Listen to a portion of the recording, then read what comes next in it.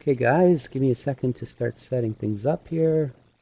All right. So my name's Calvin. I'm the head of faculty at the Vancouver Animation School, and today we're doing a webinar with Alan Chuck, who teaches our professional career development course.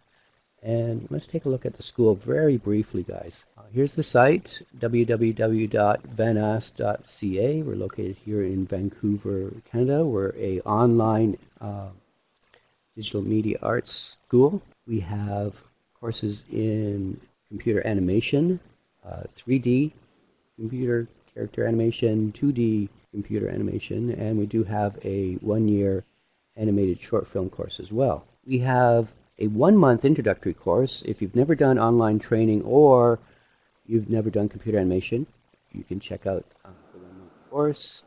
It's divided into 4 weeks, and you get 1 live class per week. We also have recorded lectures and lessons, demonstrations. If you don't have a portfolio, you can also take the introductory course. Other option is to take the 1-year full course. That's going to be divided into 4 terms. Each are 3 months in duration. And this is to learn Flash animation, which is for 2D animation. And the most being done in North America is right here in this city. The industry actually came to us and asked us, could you teach the 2D computer animation? We're fully accredited, meaning students can get loans. We offer courses in concept arts, and concept art is designing everything, because in animation you get nothing for free. So art directors, we're always using professional working artists, and so we have directors teaching concept art, and that means you're designing the characters, you're designing the environments, you're designing the props, everything. Everything's divided into this 2 options: 1-month introduction or the 1-year course. We have this great course that's good for hobbyists. Anime and manga have effects courses. The industry came to us and said, please teach high-end effects, and that's what we do. We do digital map painting, high-end effects using the Houdini software. We do advanced 3D modeling. We have video game courses, and it's actually video game design. It's very specialized. So you're not designing what the character looks like. You're not designing a vehicle. What this is you're actually designing the game. And coming in the fall, in September, is our new esports course.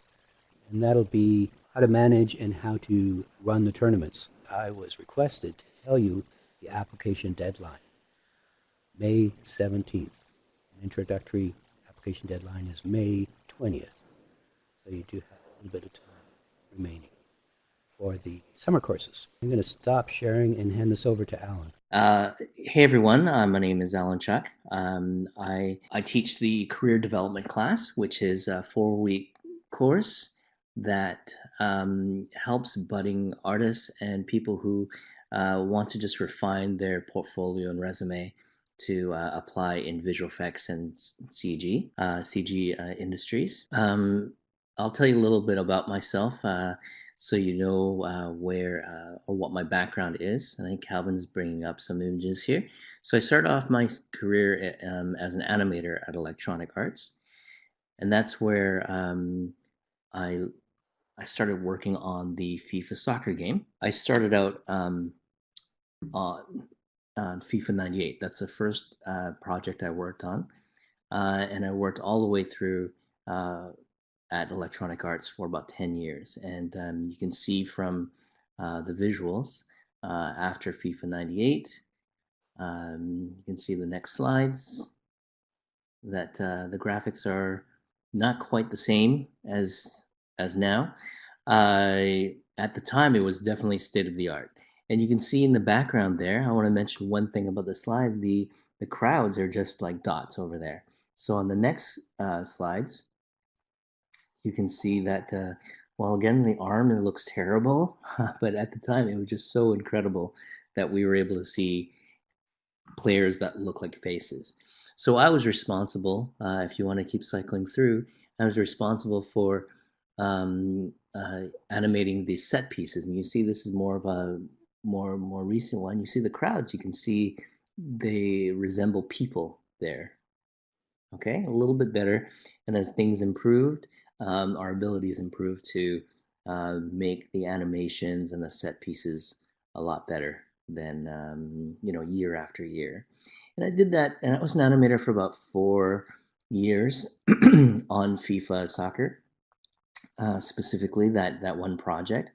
Then I became an art production manager, and instead of just working on the animation, I worked with the other artists in producing and coming up with the art in the backgrounds. You see, the color of the grass, the player jerseys or the kits, the crowd, how they look, and just how the stadium looked in general.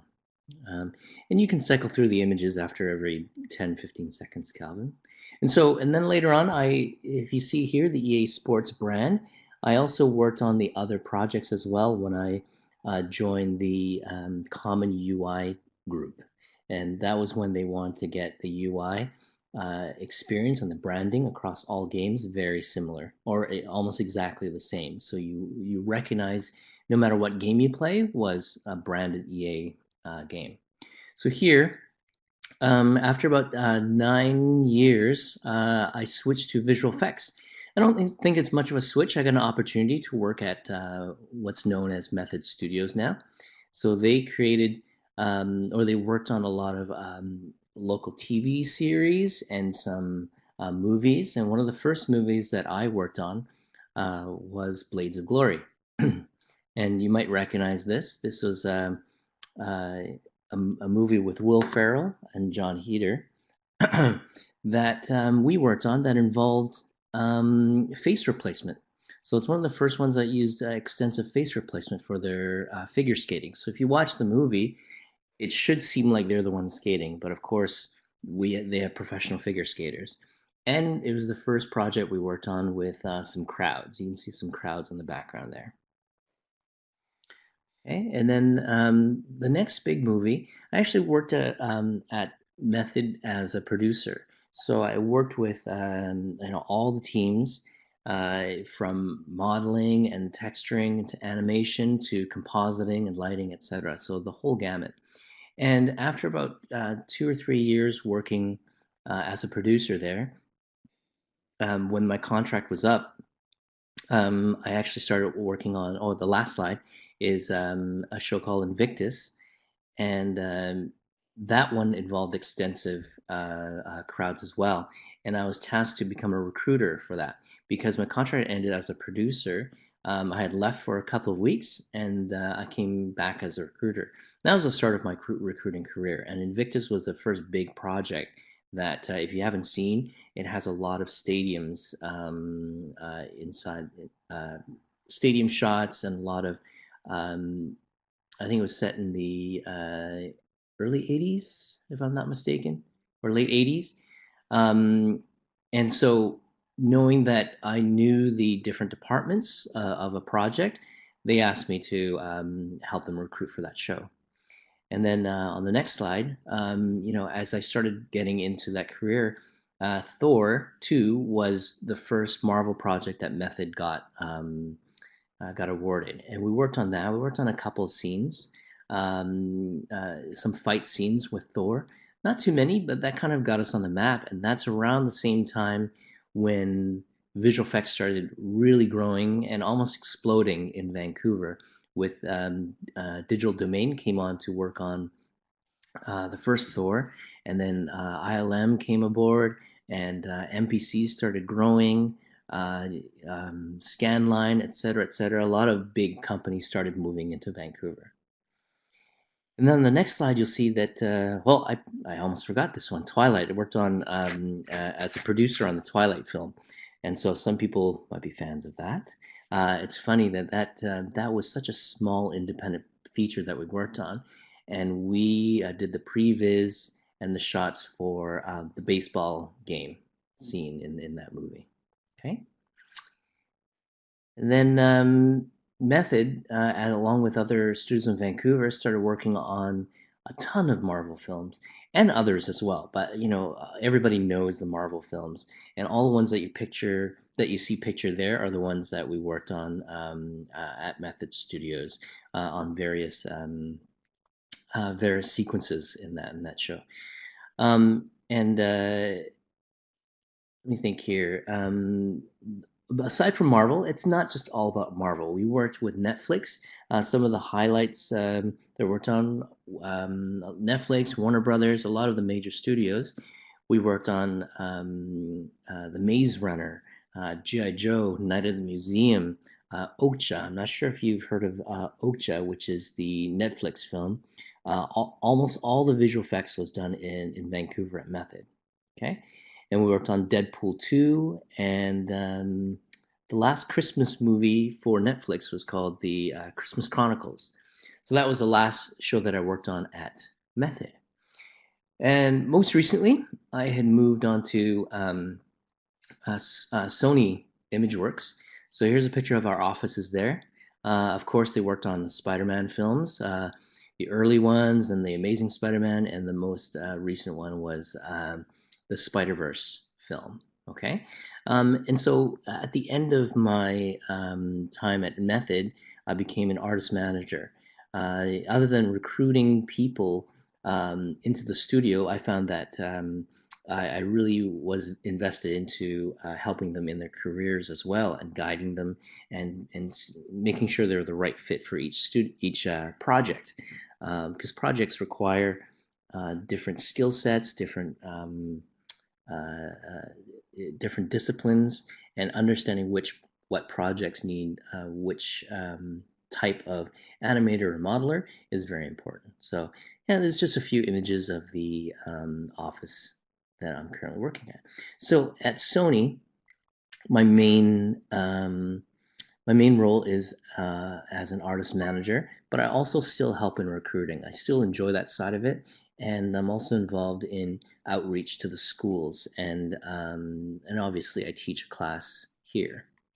Okay, at VANAS, and so seeing the background, or knowing the background that I have um, with my experience in CG. The reason why I mention it is that you can see how my experience will lend itself to, hopefully a very positive and a very practical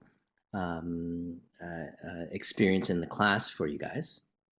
Okay, so a little bit about the class itself. Of the 4 weeks that we have, we talk about the portfolio process, and what makes a good portfolio, good resume. We want to make sure that you guys have it formatted in a great way to present yourself.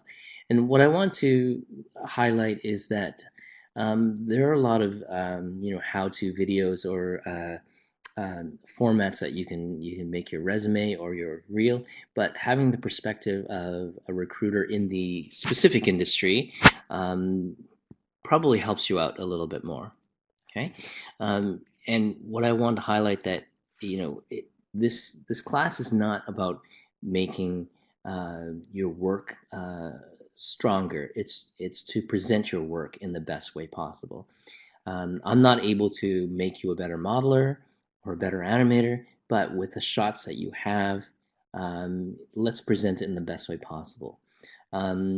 We also talk about how to research jobs in the industry, the type of applications, the types of jobs in the industry, what to look for in job postings, what the thinking process is behind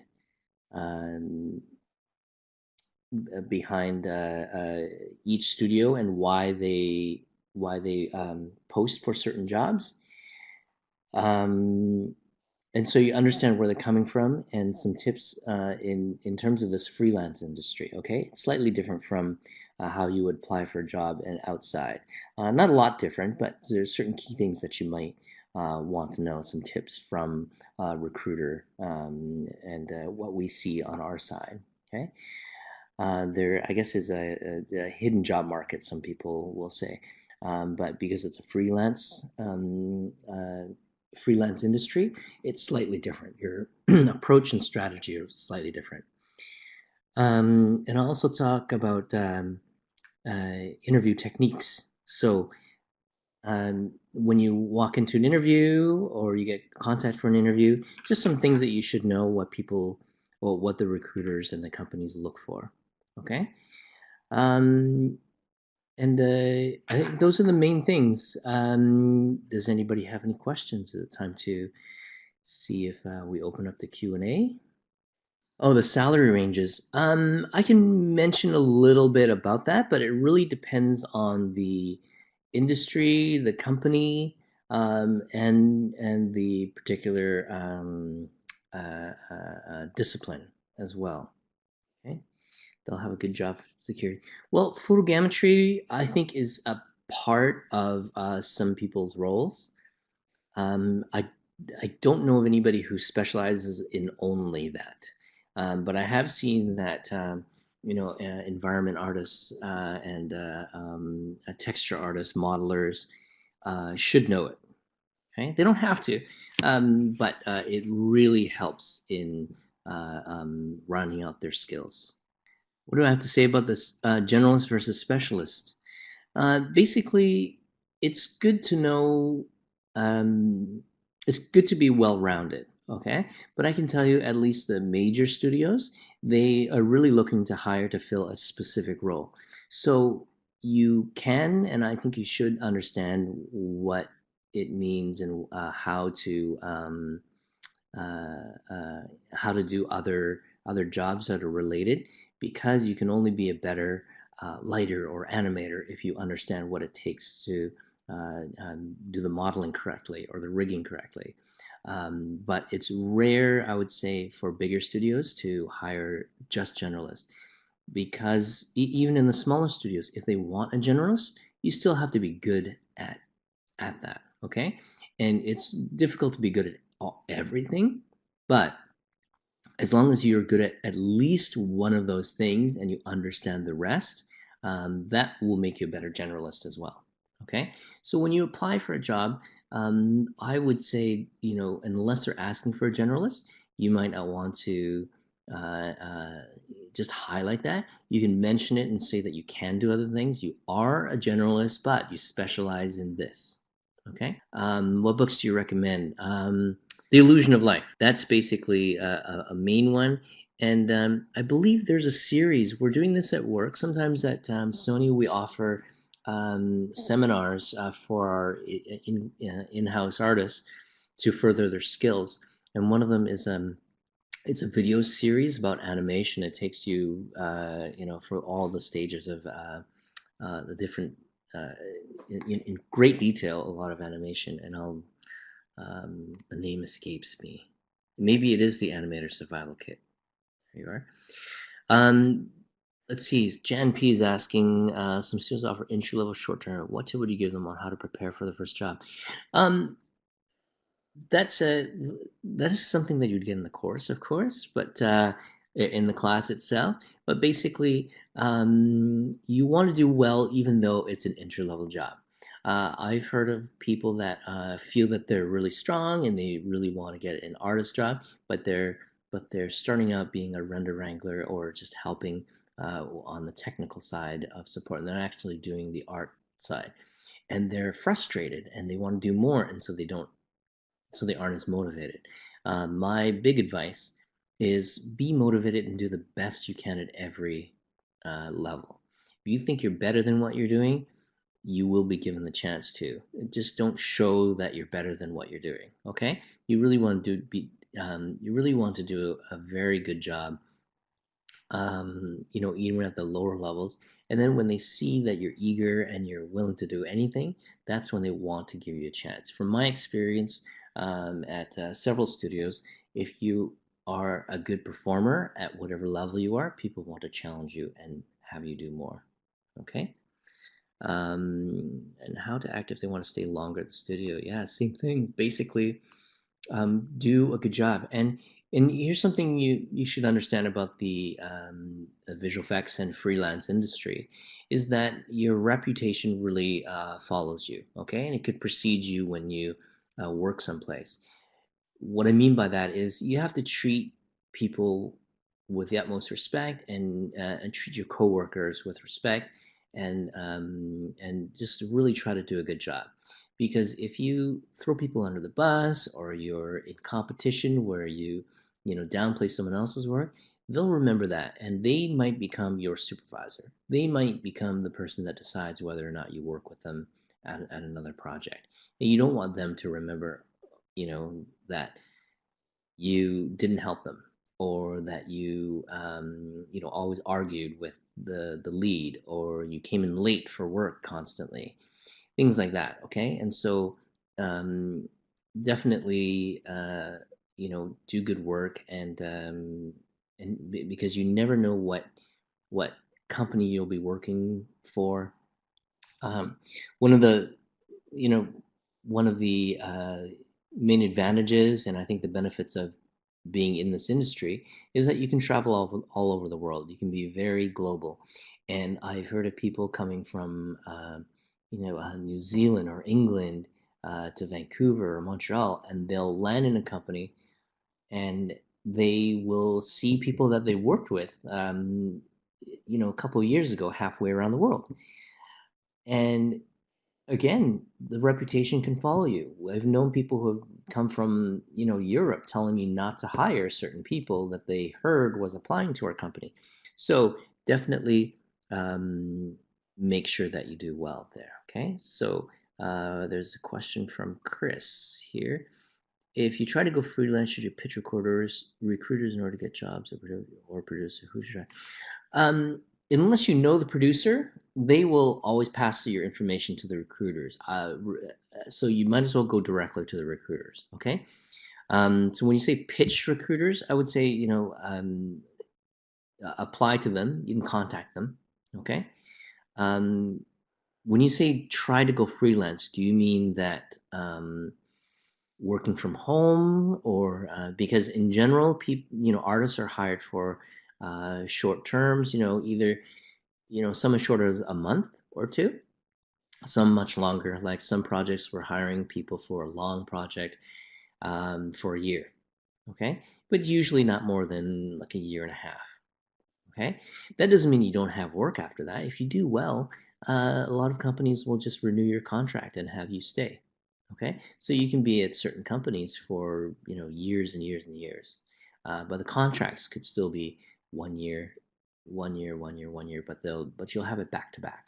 Okay, but definitely when you apply for jobs, the recruiters are the ones to contact, and that's something I mentioned in the class as well. That you don't want to apply multiple times to multiple people, thinking that you'll get noticed. You may get noticed, but it would be in an annoying way. I've had somebody contact me, and then another recruiter, and another recruiter, then our coordinator, and 3 producers. And so I got about 6 emails from the same person. I did take a look at their stuff, but they weren't at the top of the list anymore. Okay. You're thinking of working from home, but I guess VFX most of it is in-house. Yes, that's what I mean by that. The freelance is that you work for different companies for usually per project. So you'd be hired for one project, and then maybe you'll stay for the next one, or you move on to another company as another project. But working from home definitely is an option. There are companies, the larger companies don't do it because of security reasons. Okay, we work when you work with Marvel or Disney, they have very specific security requirements, and part of it is nothing from the project can leave the studio, and there are very strong firewalls in place to prevent that. You can't even go on the internet and then email something to yourself. It's very protected that way. Okay, but there are some cases where they'll hire, like smaller studios, hire somebody remotely and just say, okay, can you build us these 3 buildings? We don't have any modelers in house, or we don't have enough space. Can you build those things and give it back to us? Okay.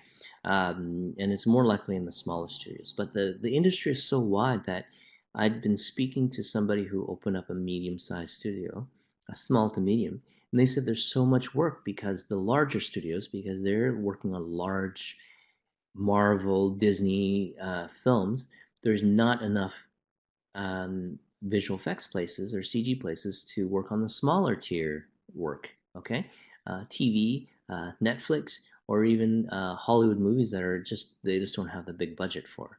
Okay, so there's lots of work that way.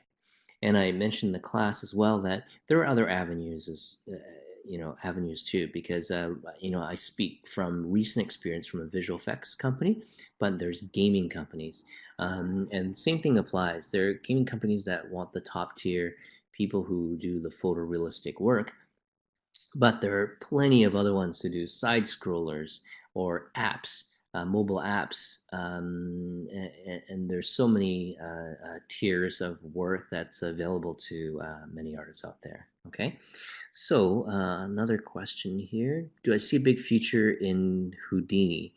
Well, let's see. Procedural is a valid even in the context is enough, such as procedural model. Yes, absolutely. Well, right now, when you see when you ask about a future, you never know. In 5 years, you know, a piece of software could make something else obsolete. Okay, Houdini, when it came out, and also currently, it's meant to be an all-encompassing software program. I believe it does modeling and lighting and animation as well as effects.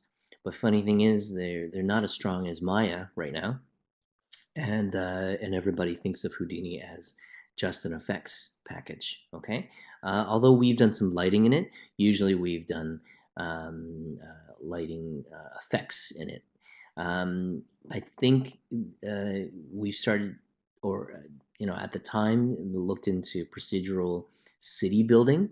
We've done that on one project, or they looked into it, but definitely that is something that will save a lot of time. As you know, we have so many big Hollywood sci-fi movies, and they're only going to get more complicated. And so, any way of you know making the creation of the art procedural and much faster, they're definitely going to pursue that.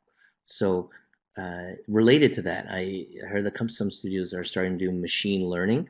I think that Sony did that for Spider-Verse in terms of adding so much more um, of the 2D elements in the work. So they would get the machine, the AI, to get a good baseline of everything, of the images that they want, and then they would refine it after. And I think Digital Domain did that for Thanos as well. Okay.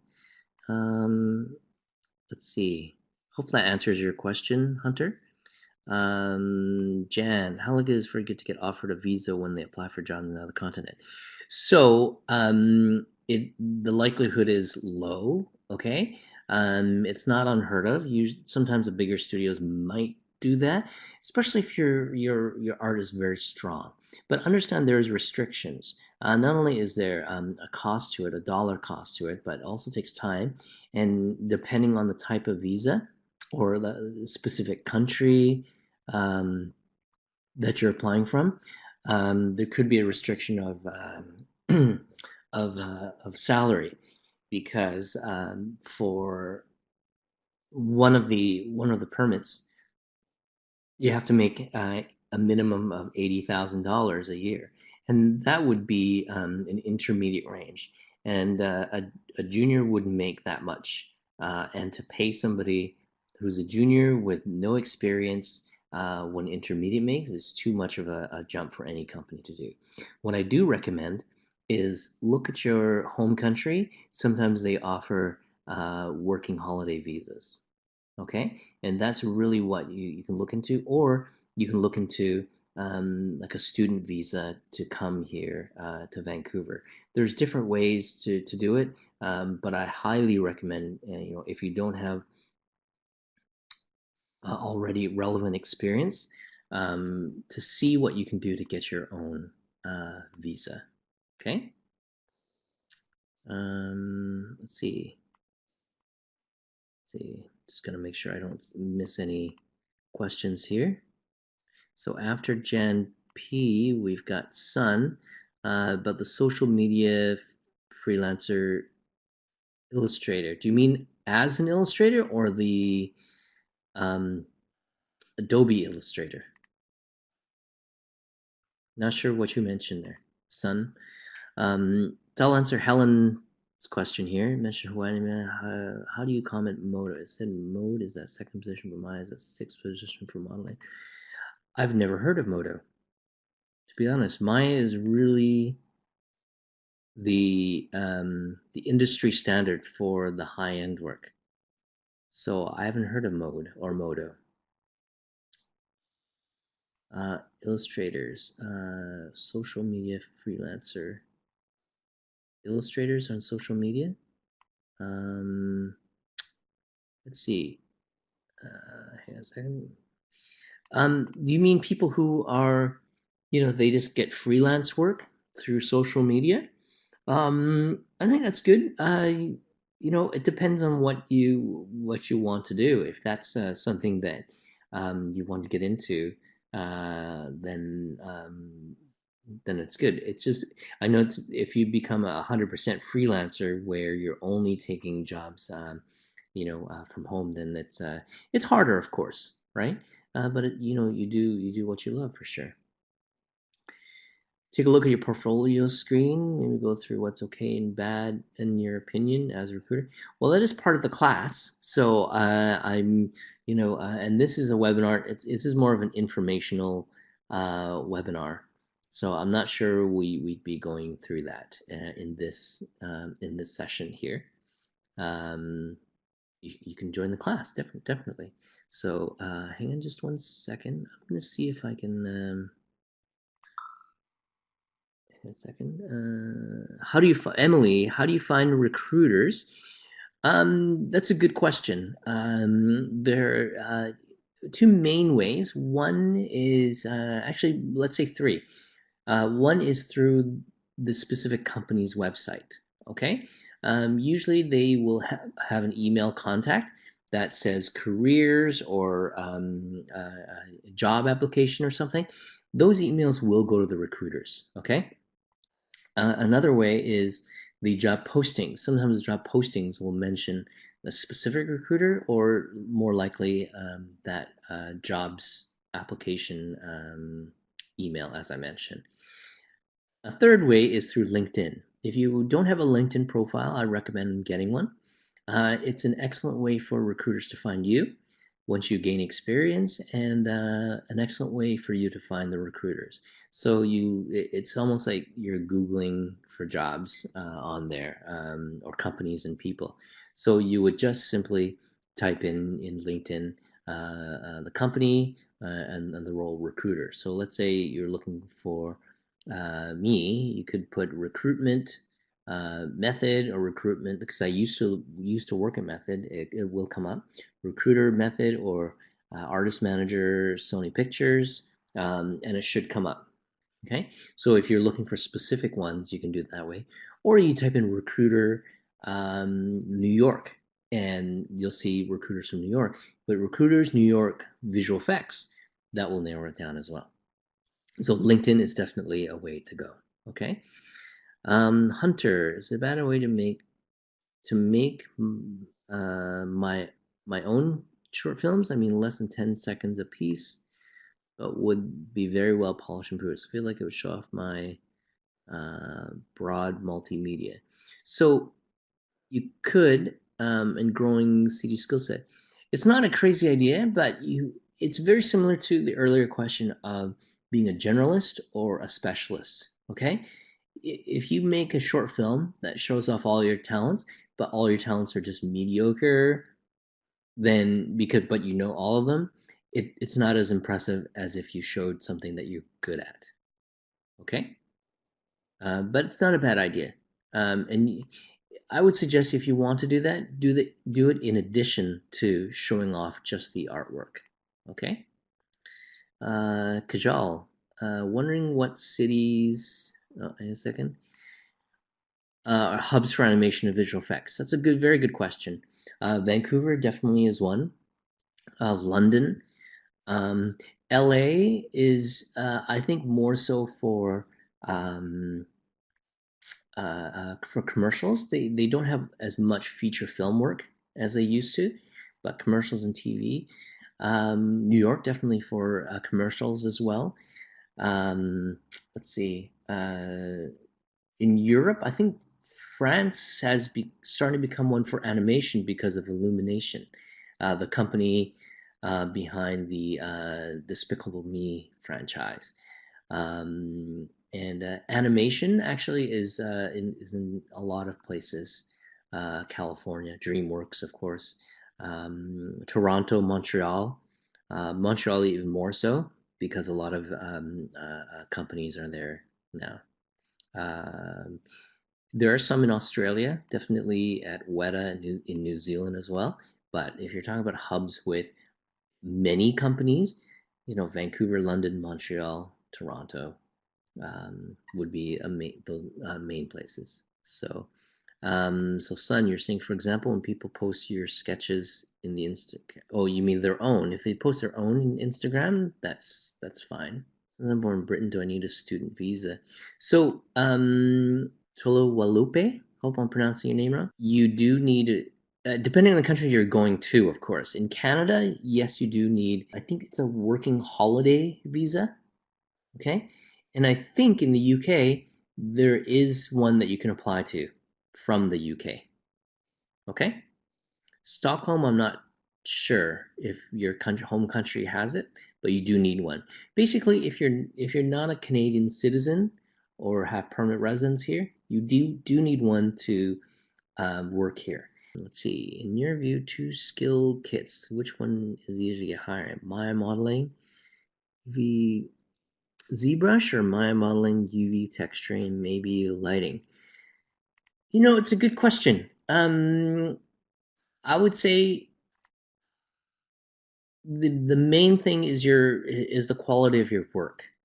Okay, really is about the quality of your work. If you're hired to be a modeler, um, that's the main thing. Okay, and we have modelers that are really good with texturing and ZBrush, or you learn it in house. We have modelers that can do lighting as well. But odds are, unless you're at a small studio, you might not be asked to light your models. Okay. However, if you're a really strong lighter, you'll make your model look much better. Okay. And honestly, it's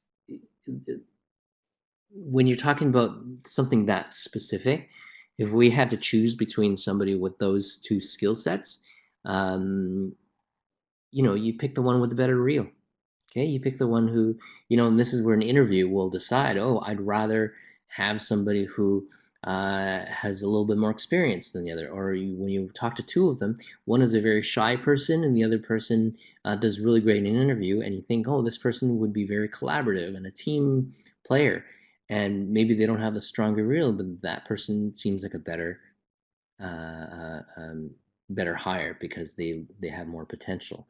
So and also you can show in your interview that you're growing and learning, whereas the other person within the skill set might not show the same. And so uh, I don't think it's a huge difference between what the two you're asking. So Hunter, could I skip modeling and animation, focus on lighting and rendering? Absolutely. There are people who will, are hired as lighters.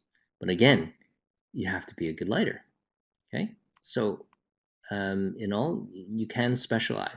But this is where it's good to understand how your light affects textures and the shaders that are used uh, in the um, uh, in the models. Okay, and that way, instead of just receiving the models that you lay, you actually work with the modelers to make their work much better and make your job much easier too.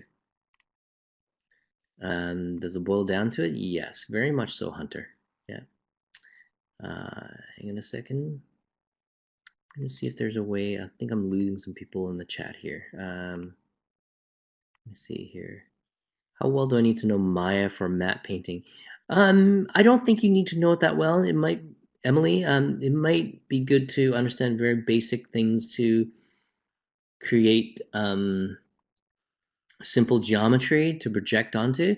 But to be honest, if you learn any sort of 3D, I recommend Nuke. So Emily in Nuke, that's a very common piece of software for map painters to use, because you would take your images and put them into this compositing software like in Nuke, and they will have a 3D component to it where you create a very simple piece of geometry or planes that you project your map painting onto. Okay, so career development course. Thank you, Alina. 1 month courses. You start on Monday. Background and center on mobile, is that worth any and all of this? I've seen jobs like CD pipeline. Yeah, definitely. Yeah, definitely. I don't know how much is done in C Sharp, and maybe some of the hardcore pipeline is done in that.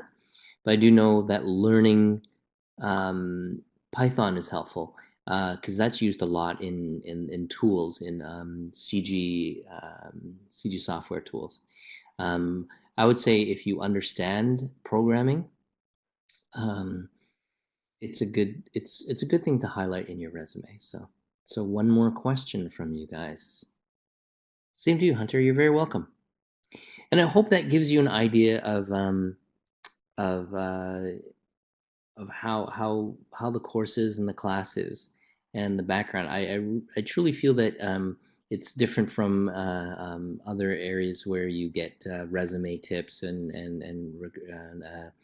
portfolio tips, and having my background um, different than other recruiters, because I think a lot of recruiters come from the HR side, okay, and it's all about administration and pulling in the resumes. But I truly believe my background in animation and as a producer helps a lot. So, which industry is better? So, it depends on what you love. So I just want to say that they have their pros and cons, definitely, for each each side. Uh, there's just so many things that are good about both. And to be honest, why not work in both? The skill sets overlap so much. I know some people work at myself included, but more on the art side. They've worked in visual effects and CG animation and and in video games. So they overlap so much. Why not do them all, right? I want to thank Alan. I want to thank everyone that took the time out of their busy weekends to attend this, and I hope you have a great weekend. Take care, guys. All right. Thanks, everyone. Bye-bye. Good luck. Hope to see you in Ciao. class.